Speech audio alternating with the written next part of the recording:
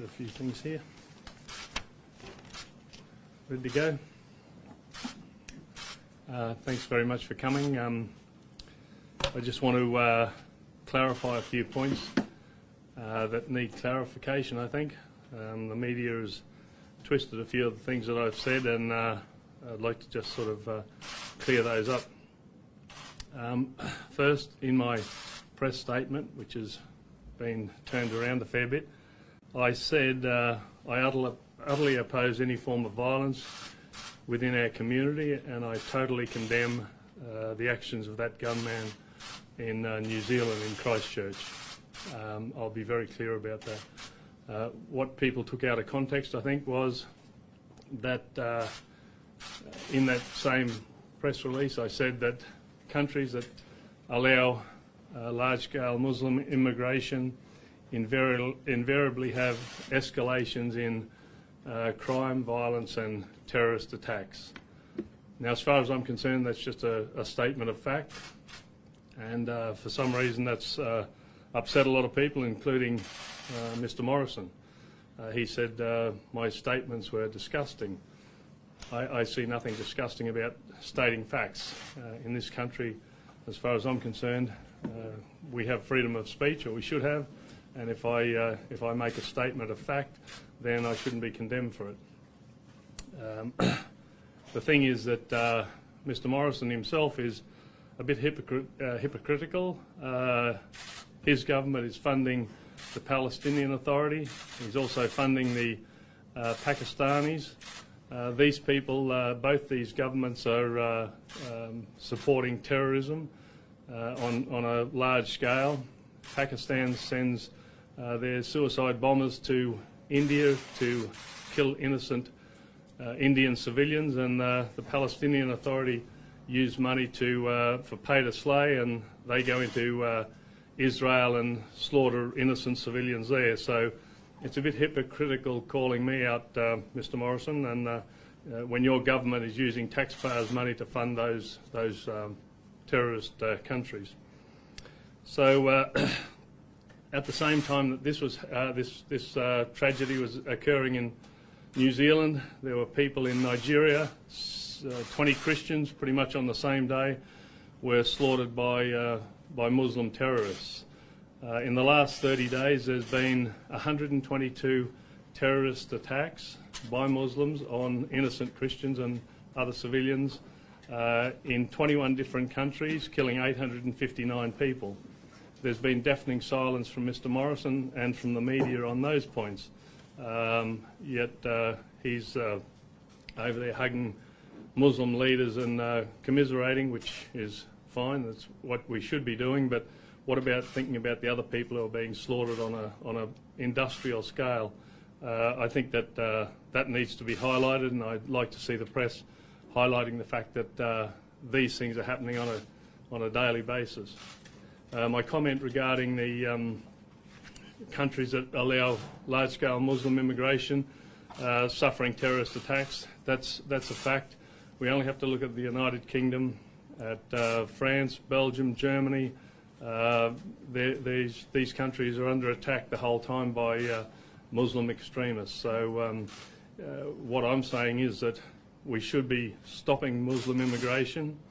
It's not good for this country, and all we're going to do is go straight down the same road as those other countries.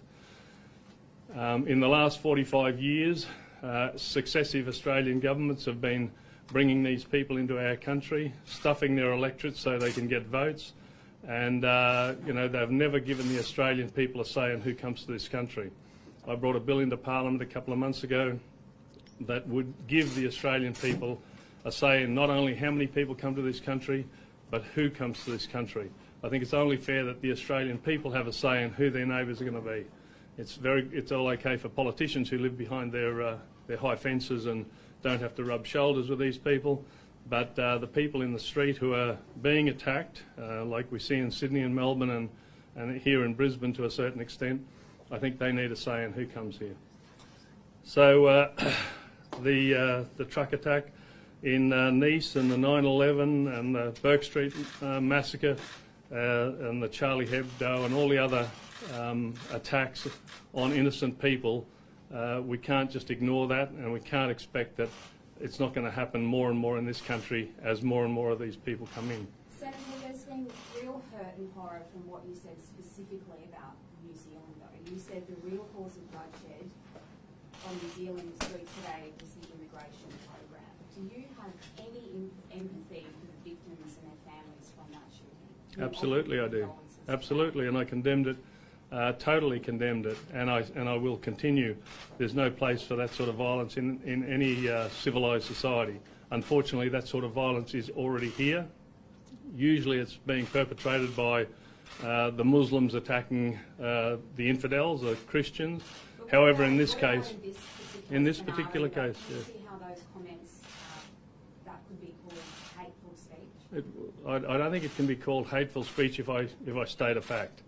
That's not hate speech, you know. I mean, everyone likes to label everything hate speech, but stating a fact is not hate speech. But you have to accept that this looks like victim shaming. It looks like you're shaming the victims.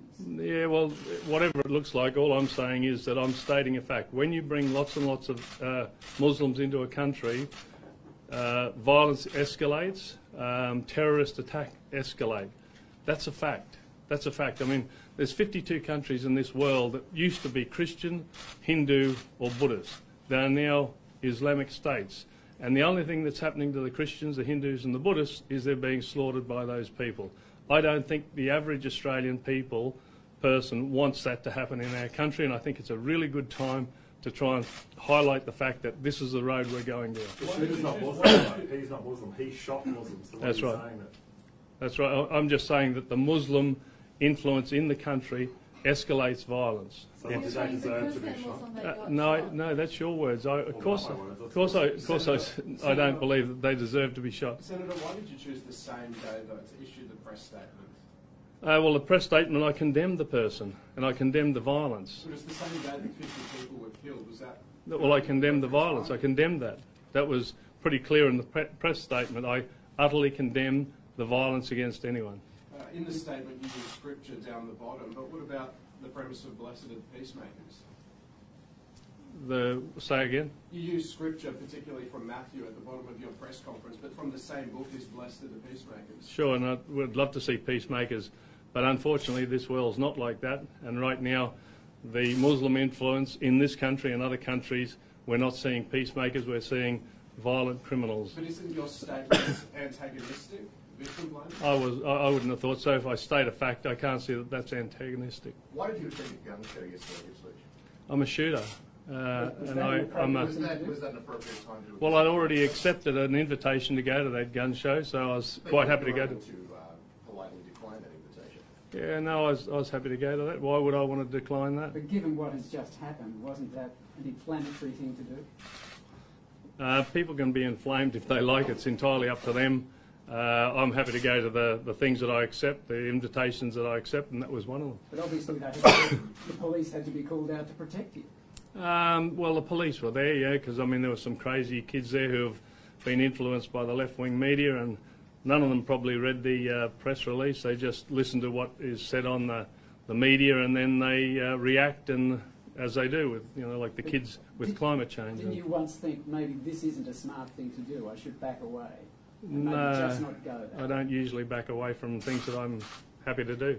More than 1 million Australians have signed a petition asking for you to be removed from Parliament. Are you feeling the heat now from the public? No, everyone's entitled to their opinion. 1 million people from Australia. I'm not sure they're all from Australia, but yes, 1 million people have signed the petition. However, quite a lot of people have told us they're happy for me to stay where I'm at. How many people have told you?